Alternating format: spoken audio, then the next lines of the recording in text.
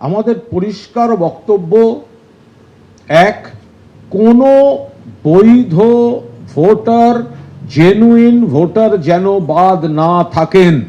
দুই, election commission এই যে নাটক করে বলছেন আইন শৃঙ্খলা অমুক তমুক, দেখুন কাদের বলছেন? আইন শৃঙ্খলা তো ঠিকঠাক ছিল, ভালো ছিল। আপনারা এতগুলি অফিসার চেঞ্জ করেছেন, কোনো অপ্রীতিকর ঘটনা ঘটলে তার দায় নির্বাচন কমিশনের। তারা হঠাৎ এই কথাটা বললেন কেন যে আইন শৃঙ্খলা ঠিক রাখতে হবে? বললেন কেন? লিস্ট বেরোবে, তার সঙ্গে আইন শৃঙ্খলার কি সম্পর্ক? তাহলে কি আইন শৃঙ্খলা যাতে ডিস্টার্বড হয়, লোককে যাতে প্ররোচনা দেওয়া হয়, তাহলে বহু জেনুইন ভোটারকে কি বাদ দেওয়া হচ্ছে? বিচ্ছিন্ন গন্ডগোল তৈরি করার জন্য অলিখিত জরুরি অবস্থা জারি করে নির্বাচন কমিশন, বিজেপির দালাল, বিজেপির এজেন্ট, বিজেপির পার্টি অফিস মনে গেছে, তারা এই কাজটা করছেন। নির্বাচন কমিশনের বিষয় আমাদের অবস্থানে আমরা অনড়। আমরা যে ফর্ম 7 জমা দিয়েছিলাম তার উপরে শুনানি করতে হবে। পুলিশ বেআইনি ভাবে যেটা তারা করতে পারে না, আমাদের কর্মীদের কাছ থেকে ফর্ম 7 কেড়ে নিয়েছিল।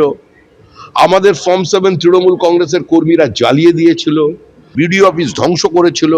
এআরও আর ইআরওদের কাছে তারা যে ফর্ম 7 গুলো পেয়েছিল সেগুলো তারা রিসিভ করবার পরেও ঠিকঠাক সিস্টেমে আপলোড করেনি। এটাকে শেষ না করে নির্বাচন করা যাবে না। মাঝপথে বলবেন আমি এসআইআর শেষ আর এসআইআর বন্ধ, নির্বাচন হোক, এসব চলবে না। সাপ্লিমেন্টারি লিস্ট নিয়ে তৃণমূল বিজেপির বক্তব্য আপনারা শুনলেন। কংগ্রেস নেতা অধীর রঞ্জন চৌধুরী কি বলছেন শুনুন। এটা মানে একটা দুঃস্বপ্ন বাংলার মানুষের কাছে, একটা বিরাট অংশের মানুষের কাছে, যে এসআইআর এর নামে এই বাংলায় যেটা হলো বা হচ্ছে সেটা কিন্তু বাংলার বহু মানুষের বৈধ ভোটার দেওয়ার হওয়ার সুবাদে তার যে নাগরিক অধিকার, তার যে ভোট দেওয়ার অধিকার, সেখান থেকে তাকে বঞ্চিত হতে পারে। তা বাংলার মুখ্যমন্ত্রীকে আমি আগেও বলেছি, আজও বলছি, আপনি সুপ্রিম কোর্ট যান, দরকার হলে আপনি এইভাবে যদি মানুষের ভোটের অধিকার কেড়ে নিয়ে ভোট হয় তাহলে সেই ভোট বয়কট করার আহ্বান জানান। একটা নিষ্পত্তি হয়েছে প্রায় 29 লাখ আজ পর্যন্ত, 29 lakhs। ওটা তো একটা ফিগার যেটা আছে আমার কাছে নেই, কি কত মতলব অ্যাকসেপ্ট হয়েছে, কত রিজেক্ট হয়েছে।